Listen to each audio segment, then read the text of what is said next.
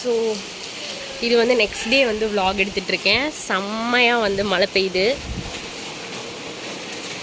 காலையிலே பார்த்தீங்க அப்படின்னா மழை பெய்யுது. ஹலோ மக்களே, ஸோ இது பார்த்தீங்க அப்படின்னா நெக்ஸ்ட் டே மார்னிங் காலையிலே பார்த்தீங்க அப்படின்னா மழை பெய்யுது. இப்போ தான் வந்து கொஞ்சம் முன்னாடி எழும்பிட்டு அதுக்கப்புறமா காஃபிலாம் குடிச்சாச்சு. மார்னிங் பார்த்தீங்கன்னா இட்லி சட்னி தான் இனி தான் போய் சாப்பிட்ணும். அத்தை வந்து ரெடி பண்ணிட்டாங்க. மத்தியானத்துக்கு வந்து சூப்பராக பண்ணுவாங்க பிரியாணி. ஸோ இன்றைக்கி வந்து மத்தியானம் வந்து சிக்கன் பிரியாணி, சிக்கன் ஃப்ரை, அதுக்கப்புறமா கிரேவி, ரைத்தா எல்லாம் வச்சு சாப்பிட்ணும். ஸோ மத்தியானம் வந்து லஞ்ச் பண்ணும்போது அப்படியே வந்து வீடியோ எடுக்கலாம் அப்படின்ட்டு இருக்கேன். பார்ப்போம் எடுப்பேனான்னு தெரியல. நைட் ரொம்ப டயர்டாக இருந்துச்சு. அப்படியே நைட்டு பரோட்டாலாம் வச்சு சாப்பிட்டுட்டு அப்படியே தூங்கிட்டோம். ஸோ இன்றைக்கான விலாகில் வந்து இதுதான் பார்ப்பீங்க. நெக்ஸ்ட் டே எப்படி இருந்துச்சு அப்படின்னு சொல்லிட்டு அப்படியே வந்து விலாகை வந்து கண்டினியூஸாக பாருங்கள். இதுதான் வந்து எங்கள் அம்மாவோட அம்மா வீடு. ஸோ என்னோடய தாத்தா வீடு இது. ஸோ விலாக் கண்டினியூஸாக பாருங்கள். ஹோப் உங்கள் எல்லாத்துக்குமே பிடிக்கும் அப்படின்னு நம்புகிறேன். வாங்க பார்க்கலாம். ஸோ காலையில் பிரேக்ஃபாஸ்ட் பார்த்திங்கன்னா இட்லி, அப்புறமா தேங்காய் சட்னி, கூடவே வந்து இட்லி பொடி வச்சு சாப்பிட்டுட்டு அதுக்கப்புறமா அப்படியே கண்டினியூ பண்ணலாம். அப்புறமா பார்த்திங்கன்னா சாப்பிட்டு முடிச்ச உடனே ஒரு ஐஸ்கிரீம் குடிக்கலாம் அப்படின்னு தோணுச்சு. ஐஸ்கிரீம் வந்து இருந்தது. ஸோ வந்து அப்படியே ஐஸ்கிரீம் எடுத்து குடிக்கலான்னு எடுத்துகிட்ருக்கேன்.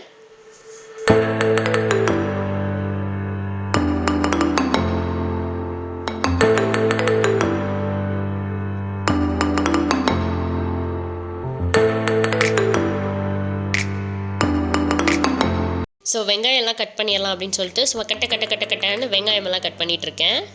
ஸோ சிக்கன் பிரியாணி, சிக்கன் கிரேவிக்கு தேவையான வெங்காயம் எல்லாம் கட் பண்ணிடலாம். கண்ணு வந்து அப்படி கறிக்குது. இப்போ பார்த்தீங்கன்னா உள்ளி வந்து கட் பண்ணி முடிச்சாச்சு. இனிமேல் வந்து சமைக்கும் போது அப்படியே வந்து வீடியோ எடுக்கிறேன். இது வந்து பெரிய வெங்காயம் வந்து கட் பண்ணி வச்சாச்சு பிரியாணிக்கு, அப்புறமா வந்து கிரேவிக்கு இதுலேருந்து எடுத்துக்கலாம் அப்படின்ட்டு. இது வந்து தயிர் வெங்காயம் போடுறதுக்கு. ஸோ இடம் இப்படி தான் இருக்குது. கட் பண்ணி கட்டில் ஃபுல்லாக ஆக்கியாச்சு. ஸோ வந்து அத்தை வந்து பால் எடுத்து வச்சுருக்காங்க. ஸோ இதை குடிக்க போகிறேன். பால் குடிச்சிட்டு அதுக்கப்புறமா வந்து பிரியாணி பண்ணுறதுக்கு வந்து ஸ்டார்ட் பண்ண வேண்டியதான். ஃபஸ்ட் குடிச்சிடலாம்.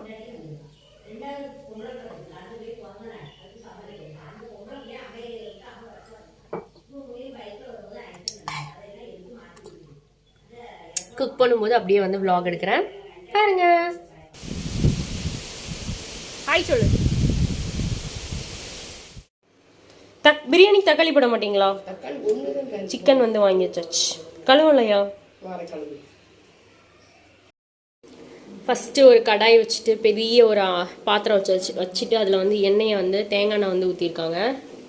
ஊற்றிட்டு அப்படியே வெங்காயம் கட் பண்ண வெங்காயம் எடுக்க போயிருக்கா வரட்டு.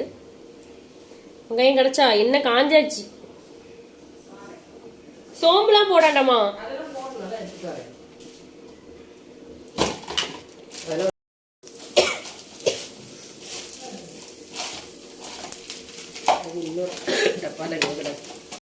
இப்போ வந்து வெங்காயம் போட்டாச்சு. இப்போ 2 உப்பு போடுங்க, அப்போ டக்குன்னு வதங்கும்.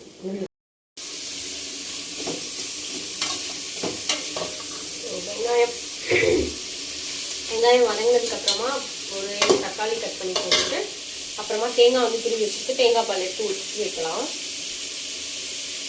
அத்தை தான் வைக்கிறதா இருந்துச்சு. அப்புறமா ஒரு ரிலேஷன் வந்துட்டாங்க. அதுக்கப்புறமா வந்து நான் தான் வச்சேன். வெங்காயம் வதங்கினதுக்கப்புறமா குடமிளகா கட் பண்ணி போட்டிருந்தேன். அப்புறமா தக்காளி வந்து ஜூஸ் எடுத்து அதை ஊற்றிருக்கேன். ஸோ வந்து வதங்கிட்டுருக்கு. இந்த டைமில் வந்து இஞ்சி பூண்டு பேஸ்ட் போட்டுக்கலாம். ஃப்ரெஷ்ஷாக வந்து இஞ்சி பூண்டு வந்து நிறையவே அரைச்சி வந்து ஃப்ரிட்ஜில் எடுத்து வச்சுருக்காங்க அத்தை. ஸோ இதை தான் நம்ம வந்து ஆட் பண்ண போகிறோம். வந்து தக்காளி உள்ளி வந்து நல்லா வதங்கிடுச்சு. இந்த ஸ்டேஜில் வந்து இஞ்சி பூண்டு வந்து ஆட் பண்ணிக்கலாம். அதில் ஒரு 2 டேபிள் ஸ்பூன் வந்து நான் ஆட் பண்ணிக்க போகிறேன்.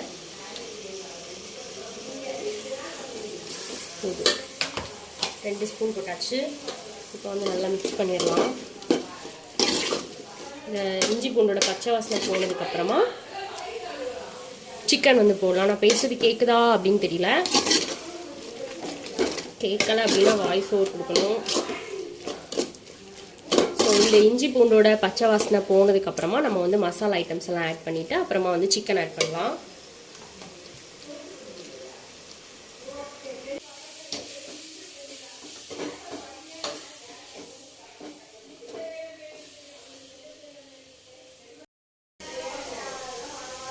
இப்போ வந்து பொடி ஐட்டம்ஸ்லாம் ஆட் பண்ணிக்கலாம்.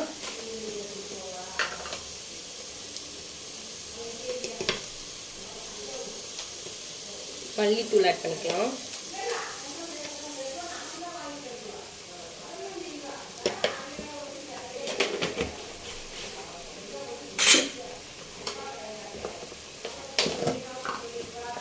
அப்புறமா மிளகாத்தூள் காரத்துக்கு ஏற்ற மாதிரி ஆட் பண்ணிக்கோங்க.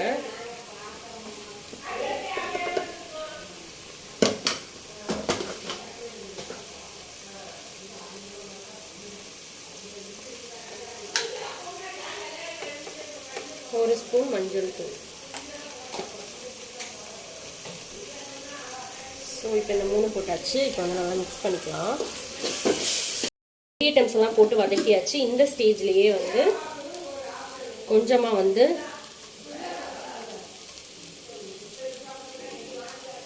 புதினாவும் அந்த ரம்ப இலையும் வந்து ஆட் பண்ணிக்கலாம். கொஞ்சமாக வந்து கொத்தமல்லி வந்து ஆட் பண்ணிக்கலாம்.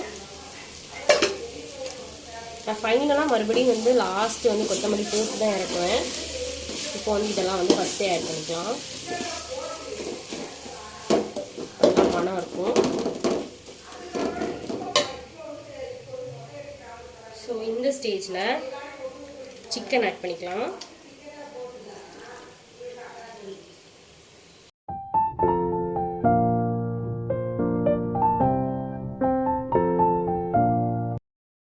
இப்போ வந்து எல்லாமே போட்டாச்சு. உப்பு மட்டும் போடணும். உப்பு எங்க இருக்கு? உப்பு எங்க? கல்லுப்பு. ஸோ டிஷ்ஷுக்கு தேவையான அளவு கல்லுப்பு போட்டுக்கலாம். போட்டுட்டு ஒரு கிளறிட்டு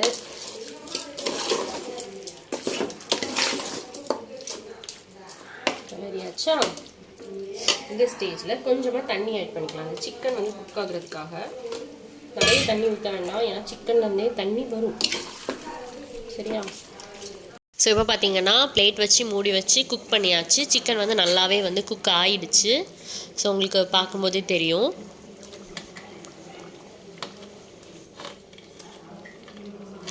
இனிமேல் வந்து என்ன பண்ணும் அப்படின்னு பார்த்தீங்கன்னா தேங்காய் பால் ஆட் பண்ண வேண்டியதான். ஸோ இப்போ பார்த்தீங்க அப்படின்னா உப்பு காரம் எல்லாமே கரெக்டாக இருக்குது. நம்ம வந்து தேங்காய் பால் வந்து ஆட் பண்ணிடலாம். தேங்காய் வந்து பால் எடுத்து ஊற்றும் போது பார்த்திங்க அப்படின்னா நல்ல ஒரு ஸ்வீட்னஸாக இருக்கும். அந்த ரெசிப்பியே பார்த்திங்க அப்படின்னா ரொம்ப நல்லாயிருக்கும். ஸோ வந்து கொஞ்சம் காரம் ஜாஸ்தியாகவே இருந்துச்சு அப்படின்னா நம்ம தேங்காய் பால் ஊற்றும் போது கரெக்டாகிடும். ஸோ ஃபைனலாக நான் வந்து தேங்காய் எண்ணெய் சுற்றி ஊற்றிட்டு அதுக்கப்புறமா பொடியாக சாப் பண்ணி கொத்தமல்லி வந்து ஆட் பண்ணிக்கிறேன். ஸோ அவ்வளோதான். ரொம்ப ரொம்ப சிம்பிளான ஒரு சிக்கன் கிரேவி வந்து ரெடி ஆகிடுச்சு. ட்ரை பண்ணி பாருங்கள், ரொம்ப நல்லா இருந்துச்சு. பிரியாணிக்கு வந்து செம்ம காம்பினேஷன். ஏன்னா நம்ம பிரியாணி நல்லா காரமாக வச்சுட்டு இந்த மாதிரி தேங்காய் பால் ஊற்றி கிரேவி பண்ணோம் அப்படின்னா டேஸ்ட் வந்து நல்லா இருந்துச்சு. ஸோ நீங்களும் கண்டிப்பாக ட்ரை பண்ணி பார்த்துட்டு எப்படி இருந்துச்சு அப்படின்னு சொல்லிட்டு கமெண்ட் செக்ஷனில் சொல்லுங்கள். இப்போ நெக்ஸ்ட்டு வந்து அத்தை வைக்க போகிற பிரியாணி தான் பார்க்க போகிறோம். ஸோ வந்து இதுவுமே ரொம்ப அவசரம் தான் இன்றைக்கி பண்ணுவாங்க. ரொம்ப டைம் ஆகிடுச்சு. பார்க்கலாம் எப்படி பண்ணுறாங்க. அத்தையோட பிரியாணி பார்த்தீங்கன்னா ரொம்ப டிஃப்ரெண்டாக இருக்கும். வெங்காயம், தக்காளி, அதுக்கப்புறமா கொஞ்சமாக வந்து குடமிளகா, அப்புறமா ரம்ப இலை, புதினா, கொத்தமல்லி எல்லாமே போட்டாச்சு. சோம்பு இதெல்லாம் ஆயிலில் போட்டு நல்லா ஃப்ரை பண்ணிகிட்ருக்காங்க. க்ளோஸ் பண்ணி வச்சாச்சு. இஞ்சி பூண்டு விழுதும் வந்து ஆட் பண்ணியாச்சு.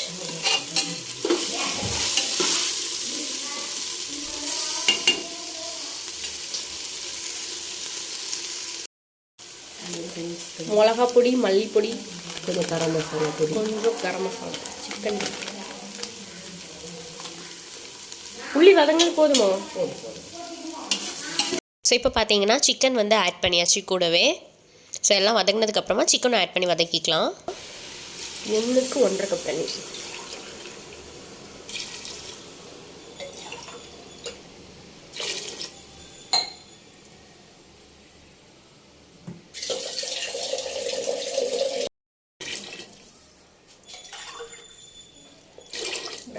ஹாஃப் லெமன் ஊற்றிக்கலாம். அப்புறம் கொதிக்கிட்டு தர மூணுங்க தரன்னு கொதிக்கிட்டு அப்படிதான் கொதிக்கணும். தரன்னு கொதிக்குது.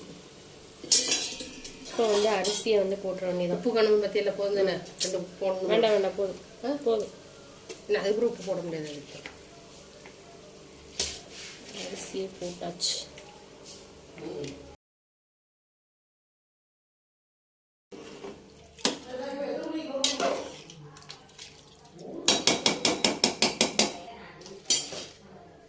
குக்கர் முடியுங்க.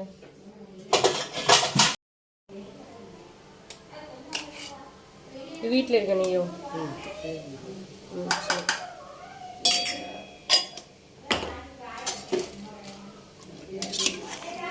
ஆமாம்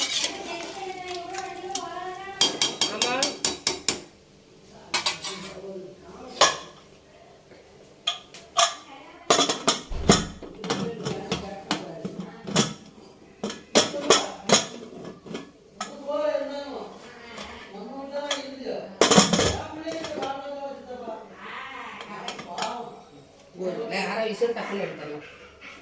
உடம்பு கூட்டம் டேஸ்ட் வந்துடும். மினி கிண்டிடும். நீ என்ன பண்ணுவீங்க? போடணும் முடியும். வித்தியாசத்துலேயும் வித்தியாசமாக இருக்குது. போடுவோம்ல, முதையும் போடுவோம்ல. அடுத்து கொஞ்சம் நெய்யை விட்டு கிண்டிதான்.